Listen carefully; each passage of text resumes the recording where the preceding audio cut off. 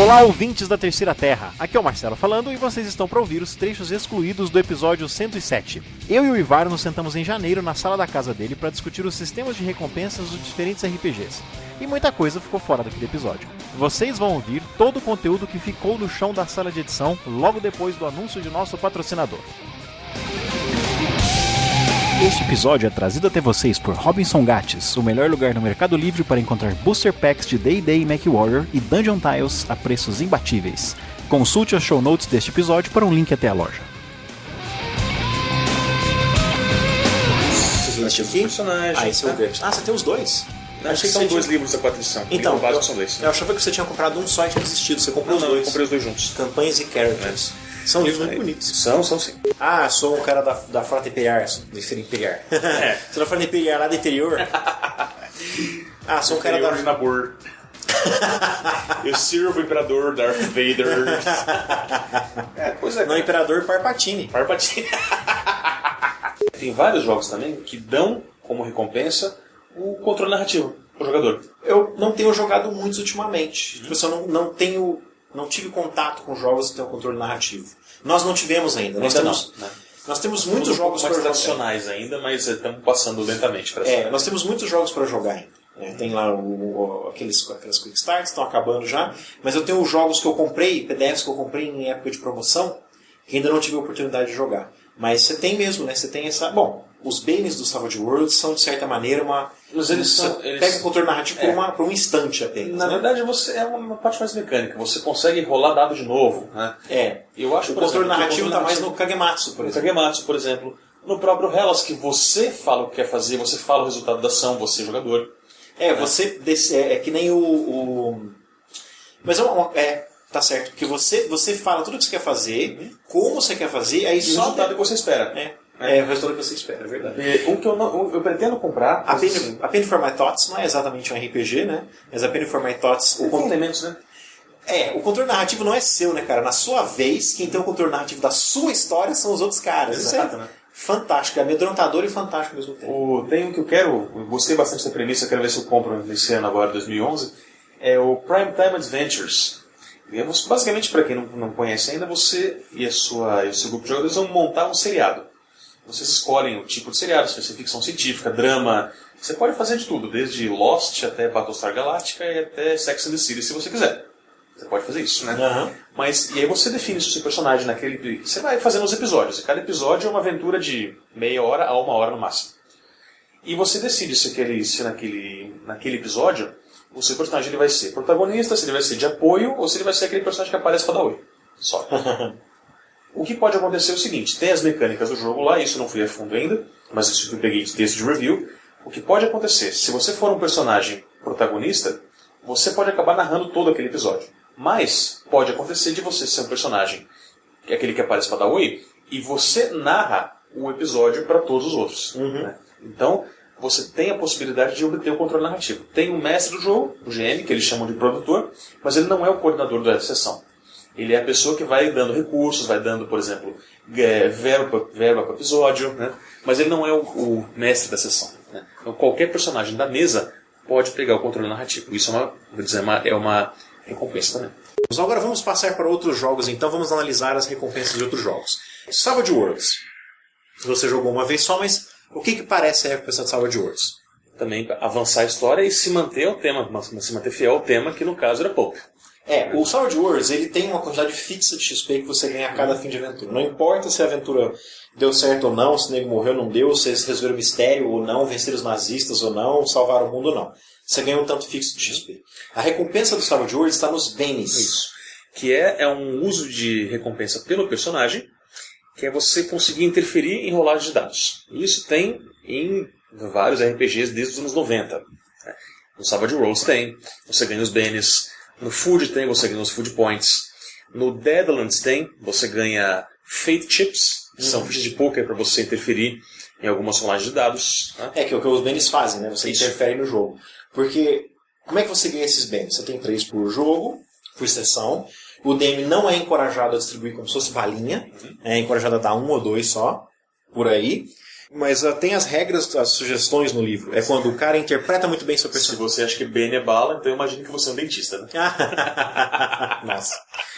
Você interpretou bem uma hindrance. O jogo fala assim, o cara interpretou bem uma hindrance porque as edges e hindrances, seriam as vantagens das vantagens do Savage Worlds, elas são mais estéticas do que mecânicas, né? Você viu. É que você não criou o personagem ainda, mas... Não, mas eu dei uma lida lá no módulo básico, né? No livro de regras. E realmente é isso, elas são pra compor o personagem, tem. As edges, elas são mais mecânicas. As hindrances não, né, cara? Elas são mais estéticas mesmo, são mais interpretativas. Você interpreta muito bem uma hindrance, você pode ganhar um Bane, e é durante o jogo, é na hora, não no final, porque você não vai usar isso no outra aventura, você vai usar naquela.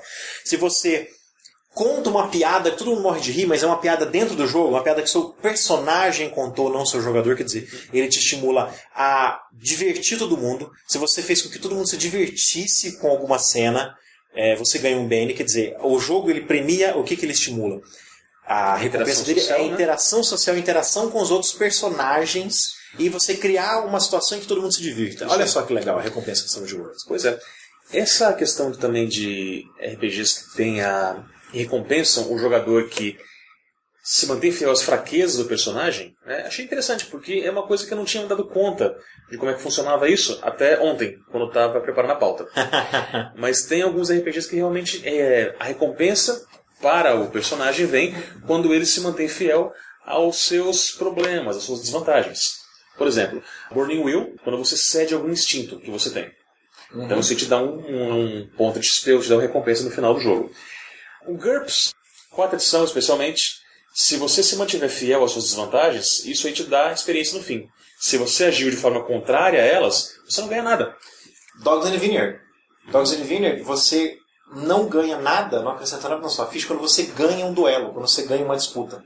Quando você perde, você pode anotar aquilo na sua ficha e usar aquilo como vantagem da próxima vez.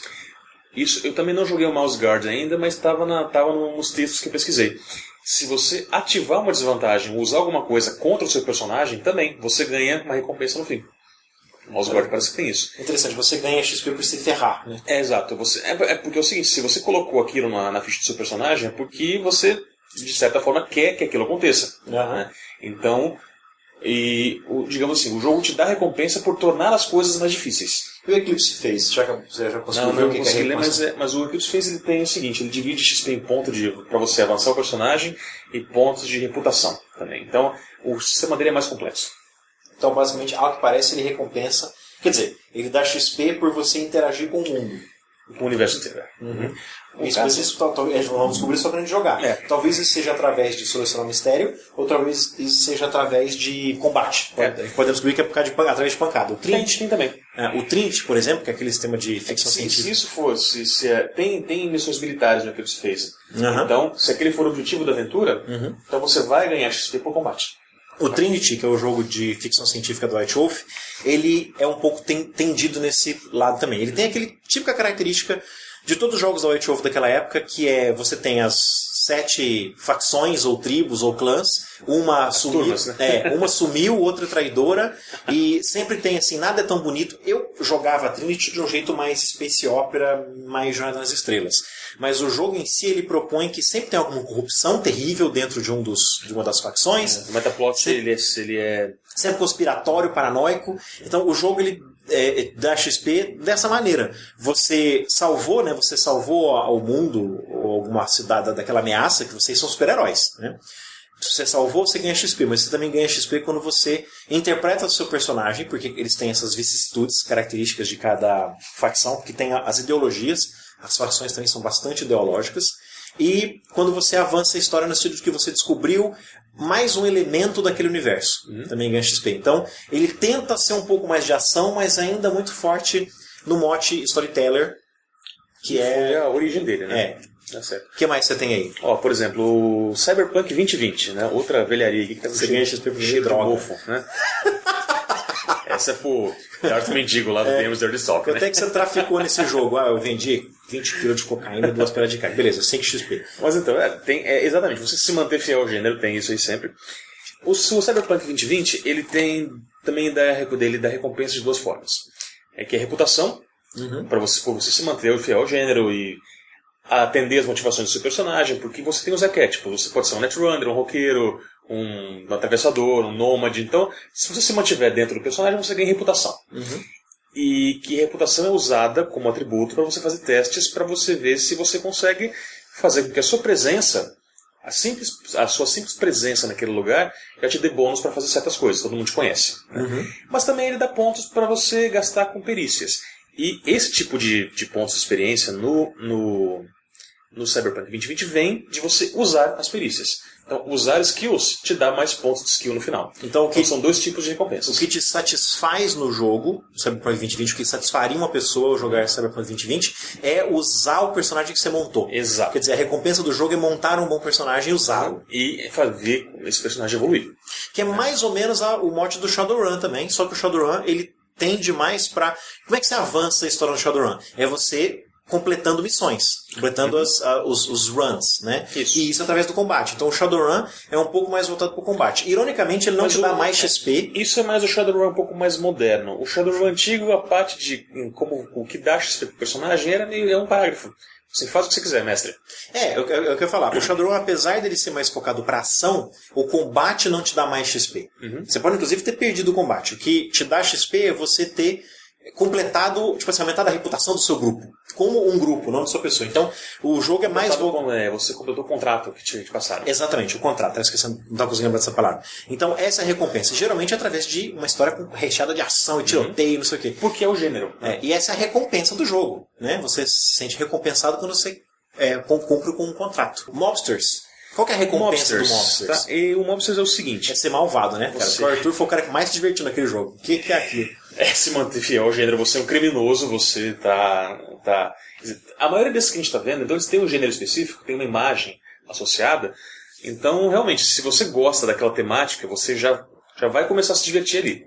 E realmente, você está interpretando um criminoso, uma pessoa que não tem muito escrúpulo. No caso do Arthur, não tinha nenhuma sanidade, né? Ele era uma maníaco homicida, né, cara? Praticamente. Ele era um torturador, que era pior. Se ele fosse homicida, pelo menos ele acabava com a agonia das vítimas. O índice da maldade, né? O personagem do Arthur é classificado como o número 22 na lista.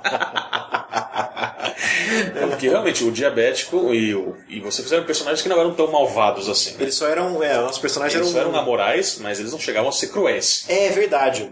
Nós éramos crooks. Né? Enquanto o personagem do Arthur não, ele era um criminoso, né? Exatamente, o cara era um psicopata. Né?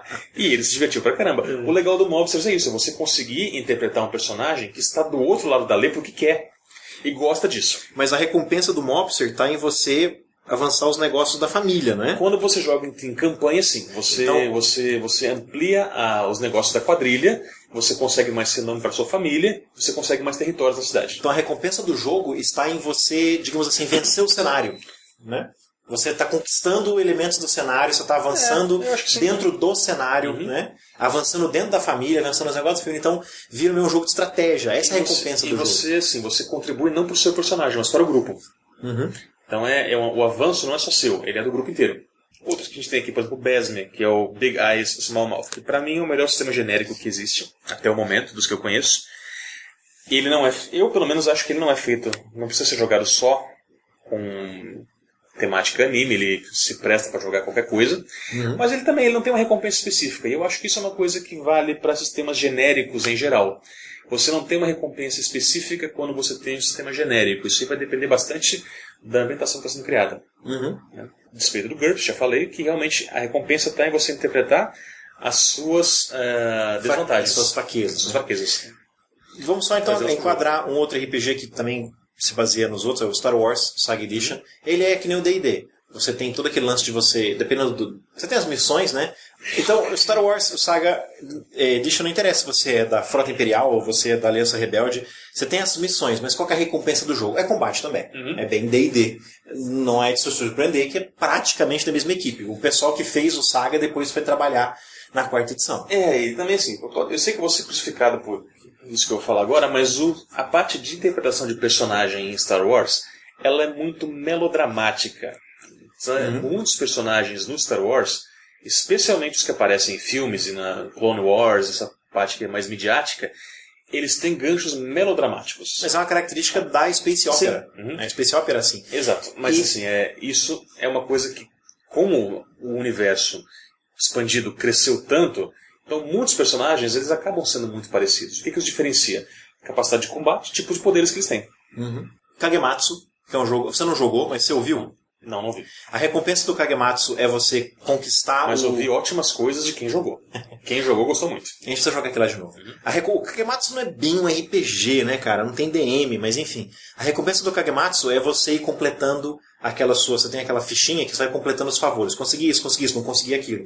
Quando você não consegue, você, em compensação, pode voltar... Bom, você libera também as... Quando você vai conseguindo os favores, você vai conseguindo chantagens, vai liberando chantagens. Então a recompensa do jogo é você ir subindo naquela tabela e vai ficando cada vez mais difícil e para poder usar aquilo. Então a recompensa do jogo é você, digamos assim, conquistar o Kagematsu. Isso. Essa é a recompensa do jogo. Como é que você conquista o Kagematsu? Através da sua criatividade. Não é tanto a interpretação. É a criatividade. Como é que você fez, como é que você descreveu aquela cena para ver se o Kagematsu fazia aquela prenda que aparecia ali. Então a recompensa do Kagematsu é você ser criativo. O jogo recompensa a criatividade. Outro jogo que recompensa a criatividade também, e que tem bastante combate, na verdade, o jogo é feito para isso, é o Feng Shui RPG. Já falei dele naquele episódio que a gente falou sobre sistemas que temos e não jogamos, né? O Feng Shui é isso. Ele, além de recompensar você se manter ao tema, que são filmes de ação de Hong Kong, ele recompensa a criatividade também. Se você tem um personagem que tem lá os poderes de Kung Fu, você conhece várias coisas.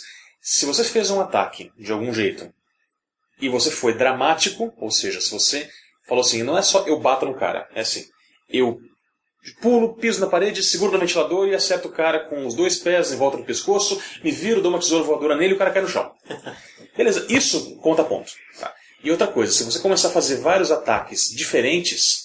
Aliás, se você começar a fazer vários ataques, se você começar a fazer esse ataque de segurar no ventilador para dar uma tesoura voadora no cara sempre, você vai começar a ganhar menos XP por isso.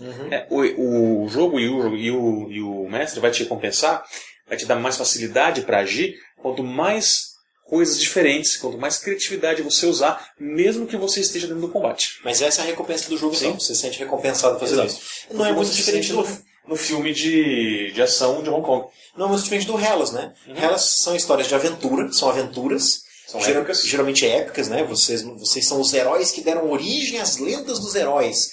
E o jogo, o Omni System, no combate, tem aquele lance de, se você for criativo, você tem as 4 manobras, né, cara? Isso. Você tem ataque, defesa, movimento e proeza.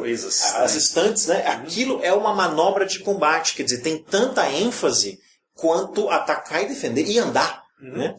Então a recompensa do jogo está ali. O jogo sugere premiar o jogador através de, se ele tem lá a listinha, né? Fez tal coisa que foi dramático, fez tal coisa que descobriu não sei o que da família, chegou mais perto em direção a se tornar um semideus, incorreu na fúria de um semideus. Você tem essas coisas que você interpreta na história, mas o jogo te recompensa através da criatividade, no combate, que não é diferente do Feng Shui. Não é só eu dou a espadada. O jogo estimula ao longo do livro inteiro. Bom, pelo menos do que a gente viu lá, né? Não, mas o Feng Shui também. Que fala assim, ó, não fala só ataque, não. Fala assim, ó, pulo no candelabro, giro não sei o que, acerta. O jogo estimula aquilo, ele recompensa aquilo. Até porque depois que tudo que rolou, já descobrimos nos dados o que vai acontecer, agora que a gente vai contar o que vai acontecer. Nós vamos descrever o que vai acontecer. E o jogador tem muito mais liberdade para isso. Tem mais algum RPG ou eu posso dizer? Eu queria acabar falando do Ember. O Diceless Role Playing Game. É o último? É o último. Então, por último, um RPG que todo mundo conhece, ninguém jogou. Eu joguei uma vez, não gostei. Ah, é? O Santista tem, né? O Santista tem, um amigo meu lá de São Paulo, o Rony, tem também, foi com ele que conheci, quando ele morava aqui em Ribeirão. Então, Amber. Ou Amber. Eu não sei se foi porque qual é a recompensa? O mestre não tinha lido, mas... não digo o RPG, porque ele leu. Eu acho que o Amber, para você gostar de Amber, você tem que ter lido as novelas, os livros. Aí você entra Você entra no universo mesmo e entende o que está se passando. Talvez tenha sido por isso que eu não gostei. Né? Mas uma das recompensas muito interessantes para o Ember é o chamado Player Contribution. Se você, por exemplo, um jogador, se você monta um blog com um resumo da sessão, se você desenha os outros personagens, se você traz refrigerante ou comida para a sessão, se você, enfim, contribui para a diversão de todo mundo e para o desenvolvimento da crônica, você tem uma mecânica que te recompensa. Então, e você também tem se eu não me engano, uma mecânica chamada Good Stuff e Bad Stuff. Good Stuff seria o seguinte, se você, digamos assim, se vai vir um míssil que vai cair num raiva, em algum personagem, quem tem good stuff, escapa. Quem tem o bad stuff, que é o nome da vantagem e desvantagem, né? Uhum. É a chance maior de ser acertado tá em quem tem os bad stuff da vida. Então você tem a chance de você melhorar o seu personagem em jogo ao contribuir com a sessão. Então é o jogador, nem sempre o personagem que contribui com a... O jogo estimula então a interação social e a participação. Isso, e o desenvolvimento da crônica ou da campanha em si. Bom, então... Uma mecânica específica para isso. Tá certo. Então, como recompensar, só para acabar aqui, como recompensar os personagens, né? Geralmente, como que você faz para dar essa recompensa? Que seja ponto de experiência, que seja bene, que seja o que for, tá? Então, são 3 recomendações que nós damos aqui. Primeiro, o Marcelo já falou no começo do episódio, recompense rapidamente. O cara fez uma coisa legal, recompensa na hora. Dá um BN, dá um food points, joga o XP lá no começo, né? Ah, foi legal, 50 XP. Não sei o que, 300 XP. 2 BNs aqui, ou 1, sei lá.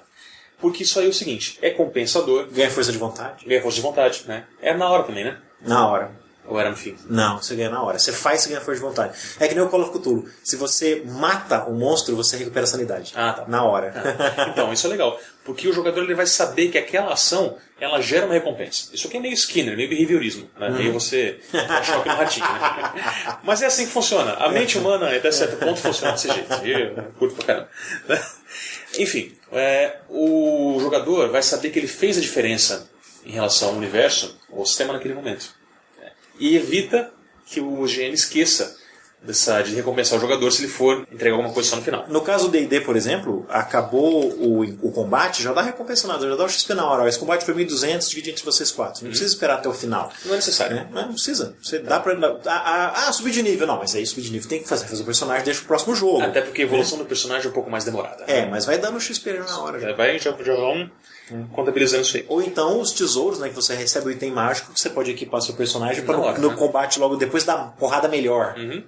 É que você aumenta o poder do personagem, né? No caso, o poder que do é a combate. recompensa, né, do D&D. Do D&D, né? Outra coisa, recompense consistentemente. Se você, mestre, recompensa, por exemplo, um XP ou com um item por combate, então faça isso em todos ou quase todos os combates. Porque o jogador sabe que aquela é a tônica do seu universo. Se você recompensa boas ideias, criatividade em combate, sempre que você começou a recompensar uma coisa, um aspecto, continue fazendo aquilo. Sempre. Tá? Porque aí o jogador sabe que é isso que é importante naquele jogo. Também um pouquinho da choque no ratinho, né? Mas é assim, você está ali para isso. Né? Especialmente se os jogadores estão ali para isso, para se sentirem recompensados. Ou seja, por que eu não vou ao cinema numa sexta-noite, numa quinta-noite e vou jogar RPG? Porque eu quero que seja melhor. Né?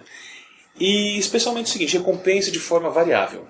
Não fique sempre dando, por exemplo, ganhou o combate, está aqui XP, não sei o que, você descobriu o mistério, está aqui XP. Não, você pode recomeçar com ponto de experiência, dependendo do sistema, força de vontade, bene, objetos, artefatos. Você encontrou, tipo, uma bengala mágica, um revólver, alguma coisa assim, né? Que você pode usar. Conhecimento, informação sobre o cenário. Né? Você descobriu, por exemplo, os caras encontraram uma espada, sei lá, diferente. Eu quero saber o que é esse design aqui na espada. Beleza, você sabe que a espada veio de um reino vizinho há tanto tempo, não sei o que, então você já começa a construir o seu universo e aquilo pode até virar um subplot ou um plot para um jogo futuro. Parece que o mundo é mais real, que não é só aquela sala, aquele prédio onde ocorreu aquela cena. Dá mais poderes, dá os Bene Points, os Fate Chips, e você pode também dar aliados NPCs para os jogadores. Salvaram alguém? Beleza, aquele alguém vira um contato, vira um aprendiz, vira alguém que vai ajudar o seu grupo também. Então tem vários tipos de recompensa em jogo. Nós falamos aqui muito de recompensa fora de jogo para o jogador, mas tem recompensas que você pode dar para o personagem e que pode acontecer de várias formas também. Dentro do desenrolar da sessão. Beleza. Agora eu vou só parar aqui, porque eu quero ver os recados que estão aqui. Eu inspirado em uma coisa que o Bear Swarm fez uma vez há muito tempo atrás, eu vou fazer uma musiquinha com os meus Só que eu parei de capturar esses porque eu passei de estar no GarageBand. Acabou o espaço do HD? Não, nossa, não. É que o GarageBand, ele não é tão fácil assim você copiar e jogar no lugar. É mais fácil eu apagar. Porque ele apaga junto os pedaços, Então eu parei de captar.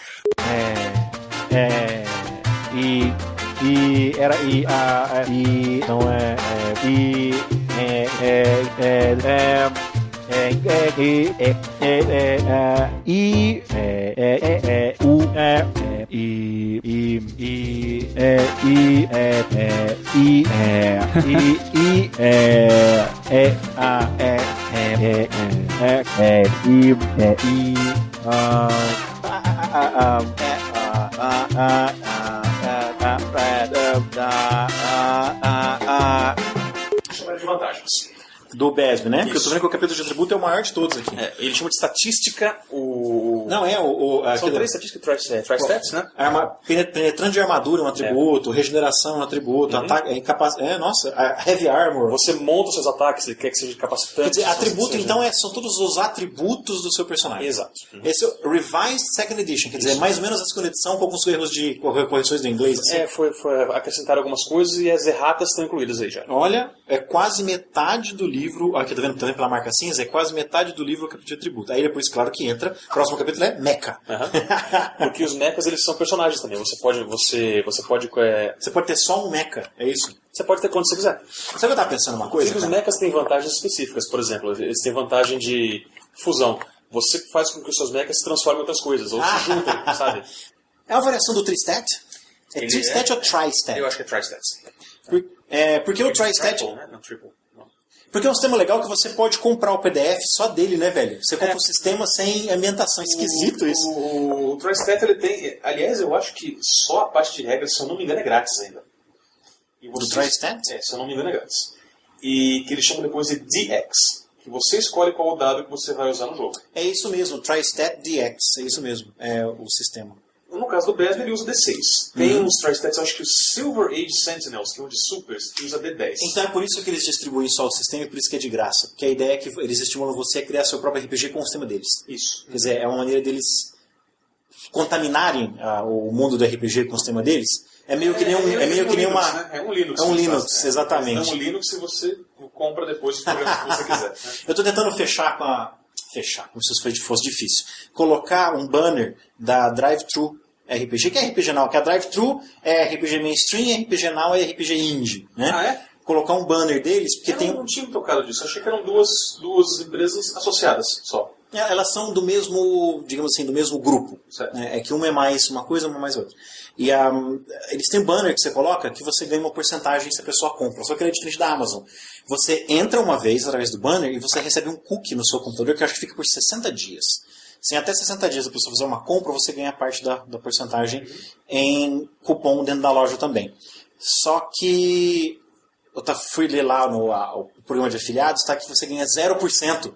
Eu falei, é coisa errada. Aí eu escrevi para os caras perguntando como assim 0%, né? E também você tem que se cadastrar, tem que pegar o código bonitinho, colocar o banner lá, que eu coloco também. Porque eu estou começando a comprar muito PDF. E como eu estou gostando, eu vou estimular os ouvintes a comprarem também. E tem muito RPG lá de $1. Tem RPG cara, tem muita coisa assim, tem GM Aids, assim, coisa que você pode, tabela, tem lá um negócio que você monta com papel, que é um contador de pontos de vida. Custa $1. Aventuras do Eclipse Phase. Aventuras do Eclipse Phase tem aventura por $5, $4, $8, se a aventura for grande.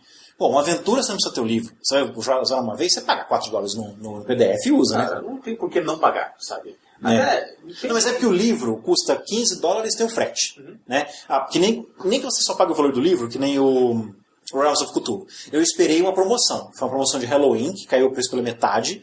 E eu paguei... Quanto que eu paguei? Acho que eu paguei $8, $9. Foi muito barato. Ele é bem mais caro. Ele é quase o preço do livro. Só que o livro tem o frete. E aqui no Brasil é meio proibitivo, né? São $15 de frete. Tem que comprar com uma certa reserva extra. É uma coisa que eu faço na Amazon. Na Amazon eu nunca compro um livro só. Porque um livro, o frete é $9,95, $9,98. 2 livros, aí para cada livro subsequente sobe $5. Então, por exemplo, quando eu compro os meus boosters de D&D Minis, se eu comprasse ia sair, varia um pouco esse valor, porque o real sobe 10, mas enfim, sai R$35. Um booster mais frete, R$35 para mim. 2 boosters já sai 30 cada um. Então eu prefiro esperar, quando a Luciana quer um livro, por exemplo, eu já quero um desses boosters, igual, por exemplo, presente de Natal dela, que era um livro de culinária, do Mark Bickman, veio e eu já aproveitei e pedi um booster também do D&D. Então a gente sempre espera 2, 3, é uma coisa que eu recomendo dos ouvintes. Vai comprar na Amazon, não compra um só não. Espera dar 2, 3 porque o frete compensa. Aí entra o lance do Book Depository, né? bookdepository.com, que ele não tem frete, só que ele não tem os descontos da Amazon. Uma coisa que eu falei naquele de 2010. 2010 se você for comprar uma coisa só... Não conhecia também esse Book Depository. Se for comprar uma coisa só, sai mais barato, assim, por exemplo, igual o Dragon Age. Se for comprar só o Dragon Age, na Amazon tá com descontão, tá $19, mais o frete. No Book Depository não tá com desconto, tá $26. Na Amazon vai sair $3 mais caro. Só que se você comprar 2 Dragon Age, digamos assim, e for comprar 2 Dragon Age no Book Depository, a diferença cai para 15 centavos. Né? E da Amazon chega muito mais rápido. O Eclipse Phase, que a gente está aqui para jogar daqui a um tempo, ele chegou em 2 semanas. Foi um recorde, porque geralmente para mim chega por volta de 20 dias. A média da Amazon para mim é 20 dias. No seu caso chegou em 14. 15 dias, na verdade. Foi 15 dias contados. Deu 15 dias, foi muito rápido. Né? Foi muito rápido. Sabe uma coisa? A gente jogou aquele Time of War que eu acabei não gravando, que é o RPG do... Tá gravando? Tô gravando de novo. Esse aqui vai pros outtakes, pro pessoal que... O povo exclusivo. Os VIPs, nossos ouvintes VIPs. Já vai começar então? Já não, nesse episódio vai dar quase um episódio só de outtake. Pô, perfeito. Fala pra gente também, quem participa das... Tá, beleza. Eu libero o feed pra vocês. Então, a Time of War que é o RPG que era o... Nossa, eu sempre confundo. Battletech é o jogo de miniaturas. Isso. E o Mech Warrior era o antigo RPG da FASA, que agora é da Catalyst, né? Catalyst Games. Que chama Time of War. Que a gente jogou, eu, você e o Alexandre, acabei não podendo gravar porque eu tava sem o microfone, tinha estragado. Quer dizer, eu estraguei o microfone, mas enfim. Eu tava avaliando 2 coisas. Primeiro, a gente não devia avaliar o jogo. Tipo assim, claro, acabou a sessão, vamos avaliar a sessão na hora. Mas para avaliar o jogo objetivamente, a gente devia dar umas 2 semanas. Porque quando acaba o jogo, eu tô louco pra comprar. A gente acabou o Shadowrun, tava louco pra comprar. Acabou o Hellas, tava louco pra comprar. Acabou o Kagematsu, tava louco pra comprar. Porque a gente ganhou a versão PDF do Kagematsu pra gente poder participar do Kagematsu Carnival. Acabou a Time of War, eu tava louco pra comprar aquele jogo. Passam-se algumas semanas, por exemplo, passaram-se 2 semanas já, eu tô me dando conta daqueles 3, o que mais me interessou foi o Hellas. Então tem que dar um tempo. A gente pode, inclusive, começar, ao invés de jogar... Esses Quick Starts não dá. Mas esses jogos que eu tenho... Você percebeu que o Quick Start realmente... É só pra você ver se é interessante. É pra você ter aquela... Pra você ver se você desconsidera o jogo completamente ou não. Isso. Né? Mas assim, esses jogos que nós temos que nós vamos testar, que nós ainda não jogamos, ou se a gente receber jogo para avaliação, como nós recebemos Aventuras de Call of Cthulhu para avaliação, a gente tem que jogar o jogo completo, digamos, sei lá, eu tenho aquele Star Wars. Eu tenho o Star Wars e o suplemento Clone Wars que nós não jogamos ainda. Vamos jogar? Vamos jogar umas 3 aventuras, um arco completo de história, explorar bastante o jogo. Acabou, vamos dar um tempo, umas 2 semanas, e a gente grava um episódio resenhando aquilo. Mas assim, dá um tempo. Sabe? Ao fim de cada aventura, vamos avaliar a aventura sim, que nem eu faço. Eu pergunto o que você gostou, o que você não gostou, porque você alto. Tá com tudo fresco na cabeça ainda. Sim, mas para fazer uma avaliação mais profunda, tem que pesquisar, tem que ver o que outras pessoas acharam também. E tem que passar um tempo para você tirar a pilha do jogo e tal. Também tem o fato de que a gente tem que jogar mais um pouco. Né? Não pode ser só aquele Quick Start. Quick Start não são as regras completas. Você avalia se você quer comprar ou não. Mas você não avalia o jogo em si. Eu não vou chamar isso de resenha, não, porque eu li uma vez, eu não consigo lembrar quem que foi, era resenha sobre livros. Uma resenha, você analisa objetivamente aquele livro. Se você fala o que você gostou e o que você não gostou, se você mistura seus gostos e interesses, deixa de ser resenha e vira opinião. Né? O que é uma resenha? Você avalia um produto para quem lê decidir se ele vale a pena comprar ou não, ou se vale a pena comprar, mas está caro. Isso é uma resenha, é uma análise objetiva. Se você está falando que você gostou, que não gostou, é a sua opinião. Aí a pessoa vai comprar não baseado no que você falou, mas baseado no tanto que ela te conhece, que ela te respeita, que ela gosta de você. Eu não sou tão legal assim, não, gente. A edição que faz eu parecer tão legal. Eu não sei, eu sou uma pessoa super natural, tanto na vida real quanto no podcast. Até estamos ouvindo o episódio de final de ano 2010, 2011, que saiu faz uma semana. Que eu gravei com o pessoal no Skype. Você gravou com o pessoal do Skype. Cara, não faça aquilo tão cedo de novo, cara. Cara, meu. Eu fiquei 6 horas pra editar aquilo. Ao passo que o Volta de Ser a Terra eu edito em 1h30. Não duvido, né? Mas o Márcio Fiorito, que é o comandante lá do DMs Early Talk, ele falou uma coisa que, assim, claro que é muito legal você ser citado em outro podcast pelo pessoal que cursa o trabalho, né? Mas ele falou uma coisa assim, cara, eu vou chegar pro cara e vou falar, oi, cara, eu escuto você, falo, não, e o cara não vai saber quem eu sou. Não, não tem problema, sabe? Que nem aconteceu na RPG Com, ele estava subindo uma escada, conversando com a Mônica, eu acho, né? Aí passou um cara do lado e falou, você que vai? Aí, sou, cara. Eu não conhecia a pessoa, mas, foi legal. E passei a conhecer aquele rapaz ali Na escada do RPG Com. Mas esse é Trocamos gostoso. 10 minutos de ideia e foi, eu acho que, se eu não me engano, era o cara do GURPS Nation. Eu não lembro o nome dele. Mamangava? Não sei. Não, Mamangava não. Mas não, era o cara um dos responsáveis pelo GURPS Nation. Mas isso é legal pra caramba. No primeiro RPG Com, Foi legal, sabe? eu fiz amizade com gente que me ouvia. Eu conheci, fiz amizade com o Tsu, fiz amizade com o Douglas, o André Cutalion, sabe? Uma galera que nos ouvia, e eu não conhecia, porque o podcast é de um lado só, né? É uma via só. É uma via só. Única. Mas eu cheguei lá, eu passei 2 dias com os caras e foi divertido. Fiz amizades, eu tenho o contato com esse povo até hoje. O Douglas já veio para Ribeirão Preto 2 vezes. O Rovaldo eu conheci esse ano, do Imaginalta, né, lá em São Paulo. A gente foi... Que por sinal ele sentou em cima daquele projeto, né? Não podemos falar nada. Nós fazemos um contrato dizendo que a gente não pode falar nada, mas isso eu vou reclamar. Rovaldo, se você está ouvindo isso aqui, sai de cima, sabe? Levanta de cima desse projeto. Não, cara, eu não mandei o contrato pra ele ainda. Ah, você tá brincando? Não mandei. Oi, Ivar, o negócio não sai então só por culpa sua? Cara, eu assinei e devo ter deixado no meu stash de documentos aqui. Eu lembro que eu não fui no correio pra mandar carta nenhuma esse ano. Mas Enfim, que correio, velho? Escaneia, me dá que eu escaneio. Você não tem scanner aí? Não tem. Me dá que eu escaneio e mando pra ele. Sou pobre. Não, ele falou que podia escanear. Você assina e escaneia. Enfim, que seja. Mas é legal, cara. Aquele pessoal que participou do projeto com a gente, o próprio Daniel Anandi também, que conheci Som de Fama, sabe? Tive, enfim, eu não vou falar o prazer que eu tive com ele, porque isso seria meio... É complicado a gente começar a citar nomes, porque a gente corre o risco de esquecer certos nomes. Eu não gosto disso. Mas, enfim, o pessoal que ouve a gente... O pessoal do Rio de Janeiro também, que estava lá no RPG Com. Então foi legal conhecer esse pessoal. O Dani Rafael também, que já me citou várias vezes. O The Board. Não, o The Board estava lá, mas o Paulo Antunes estava lá. No RPG Com também. Eu saí à noite pro beber com... Eu queria ter ido, mas realmente estava muito estourado aquele dia. Não deu. Não, foi divertido isso. A gente tinha combinado com umas 20 pessoas, apareceu eu, o Rafael e o Paulo Antunes. Nós sentamos lá em cima no Finnegas e comemos, bebemos. E assim, a gente chegou, tinha muito pouca gente. Então a gente começou a ser atendido pelo cara que eu acho que era o dono. Então ele sentou com a gente, sentou não, né? Porque não tinha lugar, eram só 3 cadeiras mesmo, sentou no cantinho. Ele chegou, começou a contar a história. Eu fiz um desaforo que eu perguntei se tinha... como é que chama aquele whisky irlandês? É o Jameson. Ele olhou assim, será que eu tenho Jameson? Deixa eu ver aqui se eu tenho Jameson. Olhou pra trás, 5 garrafas. Parede cheia de Jameson, assim, né? Aí ele veio me dar o uísque, assim, deu um chorinho que foi quase outra dose, sabe? Ficou batendo papo, falou da comida, que faz assim, faz assado, deu a receita da costela. Aí começou a encher de gente, aí teve que se dedicar a outras pessoas, mas foi divertidíssimo. E, nossa, cara, bom...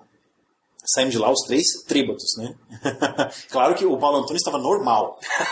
Como se nada tivesse acontecido. Eu e o Rafael trocando as pernas, né? Quase que dormiu no metrô, mas tudo bem. Vai ser a menor convenção de RPG do Brasil. Eu não vou chamar de minicon, porque eu acho que é meio genérica, mas nós vamos fazer uma coisa... que nem o Arthur já tem experiência de 2 encontros de RPG de Ribeirão Preto. Não, quantos? Não, o Arthur trabalhou com 3 encontros, trabalhou do 4 ao 7º, 4, 5, 6, 7, 8, 4. E eu trabalhei do 1º até o 6º, aqui em Ribeirão Preto. Nós não vamos fazer nenhuma promessa, até porque a gente não sabe se vai virar, mas a gente já viu o local, já viu o custo, então queremos fazer um negócio pequenininho. Né? Os encontros de RPG, aquele último que teve em dezembro, deu quantas pessoas? Teve onde? Você não foi? Teve no Rotaract, lá no Irajá. Ah, não, fui, tava lá. Mas aquilo lá teve 400 pessoas. Mas é porque teve anime, card game, a Gladius levou metade da galera. Se a gente fizer um negócio de 100 pessoas, vai estar passando de bom. Né? Vamos ver se vira. Vamos ver se o que deve acontecer é o seguinte: a gente quer montar uma convenção de RPG com 2 atrações. Isso que vai ser os outtakes mesmo, as pessoas não vão... RPGs e um espaço para você bater papo. Só RPG. Não vai ter live action, não vai ter vídeo, não vai ter anime, não vai ter board game, não vai ter Magic. Se alguém chegar com uma caixa dessas, beleza. Pega um cantinho e pode jogar. Mas não é a tônica da convenção. Tá? Não que a gente não goste, pelo contrário. Tá? Mas a gente quer focar. Mas eu ia falar outra coisa. Aquele episódio aquele do canal 2 da avaliação 2010-2011, ele foi meio masturbatório, né, cara? Depois que eu editei, que eu vi ele de novo, falei, nossa, a gente ficou falando da gente mesmo, né? Não tem... mas nada mais... Eu acho que assim, na verdade é uma autocrítica e uma autoavaliação, na verdade, do que aconteceu em 2010. Porque eu ouvi o episódio, e se você parar para pensar o que era a Terceira Terra, quando eu comecei a gravar o podcast também, que foi final de 2009... Você começou a gravar, não tinha Terceira Terra, era só Vozes. Era só Vozes. A Terceira Terra entrou no ar dia 10 de janeiro. Era Vozes e Canal 2.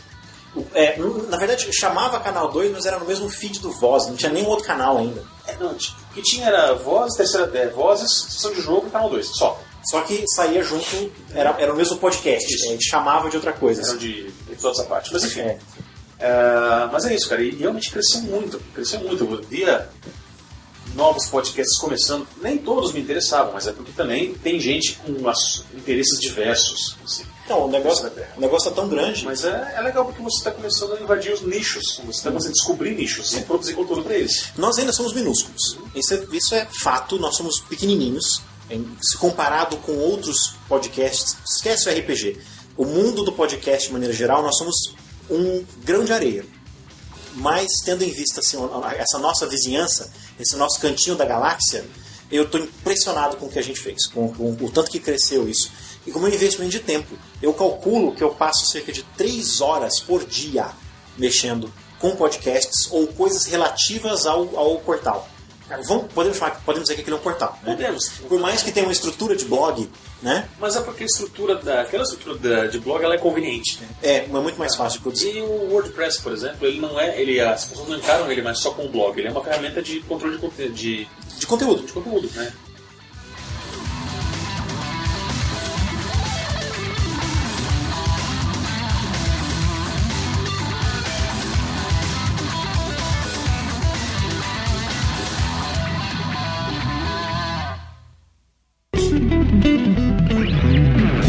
Este foi o episódio 114 do Vozes da Terceira Terra, Outtakes. Nossa trilha sonora é cortesia do músico Marcus Klein. Nossas show notes e meios de contato podem ser encontrados no endereço www.terceiraterra.com. Faça parte da discussão sobre este episódio em www.tpkbrasil.net. Mantenha a Terceira Terra no ar. Ao fazer a sua próxima compra nas lojas da Amazon ou no Book Depository, considere acessá-las através de um de nossos banners. Nós ganhamos uma porcentagem sobre as vendas. Também temos botões de doação na coluna da esquerda de nosso site e você pode nos ajudar de graça também, divulgando nossos podcasts para amigos, parentes e colegas. Vozes da Terceira Terra é uma criação de Marcelo Dior, licenciada sob uma licença Creative Commons de atribuição e compartilhamento pela mesma licença, Attribution Share Alike 3.0, versão internacional. Isso quer dizer que todo o conteúdo de áudio deste podcast pode ser compartilhado livremente e usado na íntegra, em parte ou remixado para fins pessoais, privados, públicos ou mesmo comerciais, desde que distribuído sob a mesma licença e devidos créditos sejam atribuídos a seu autor. O logotipo Vozes da Terceira Terra, que ilustra nossos MP3, é uma criação de Daniel de Paiva Franco. O logotipo A Terceira Terra, um só planeta não é suficiente, é uma criação de Alexandro Lecce. Até semana que vem!